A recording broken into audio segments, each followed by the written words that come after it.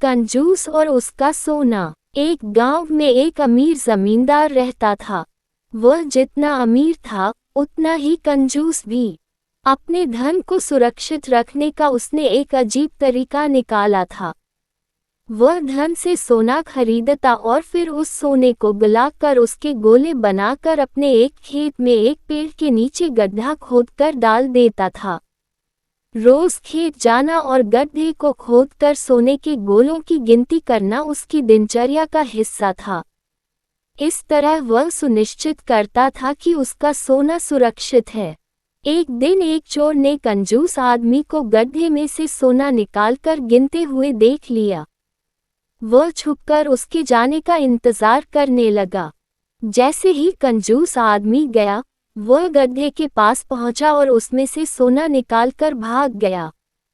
अगले दिन जब कंजूस आदमी खेत में गड्ढे के पास पहुंचा, तो सारा सोना नदारद पाकर रोने पीटने लगा। उसके रोने की आवाज वहां से गुजरते एक राहगीर के कानों में पड़ी, तो वह रुक गया।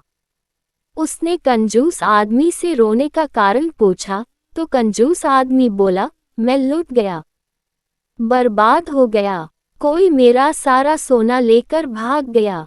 अब मैं क्या करूंगा? सोना किसने चुराया? कब चुराया? राहगीर आश्चर्य में पड़ गया। पता नहीं चोर ने कब इस गड्ढे को खोदा और सारा सोना लेकर 9-2-11 हो गया। मैं जब यहाँ पहुँचा तो सारा सोना गायब था। कंजूस आदमी बिलखते हुए बोला, गड्ढे से सोना ले गया। तुम अपना सोना यहाँ इस गड्ढे में क्यों रखते हो? अपने घर पर क्यों नहीं रखते? वहाँ जरूरत पड़ने पर तुम उसका आसानी से उपयोग कर सकते हो। राहगीर बोला, मैं अपने सोने को कभी हाथ नहीं लगाता। मैं उसे सहेज कर रखता हूँ और हमेशा रखता, यदि वो चोर उसे चुराकर नहीं ले जाता। कंजूस आदमी बोला। ये बात सुनकर राहगीर ने जमीन से कुछ कंकड़ उठाए और उसे उस गड्ढे में डालकर बोला, यदि ऐसी बात है तो इन कंकड़ों को गड्ढे में डालकर गड्ढे को मिट्टी ढक दो और कल्पना करो कि यही तुम्हारा सोना है, क्योंकि इनमें और तुम्हारे सोने में कोई अंतर नहीं है।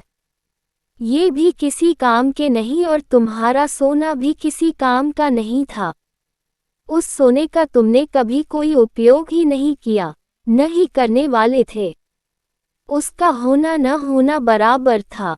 सीख, जिस धन का कोई उपयोग न हो, उसकी कोई मोल नहीं।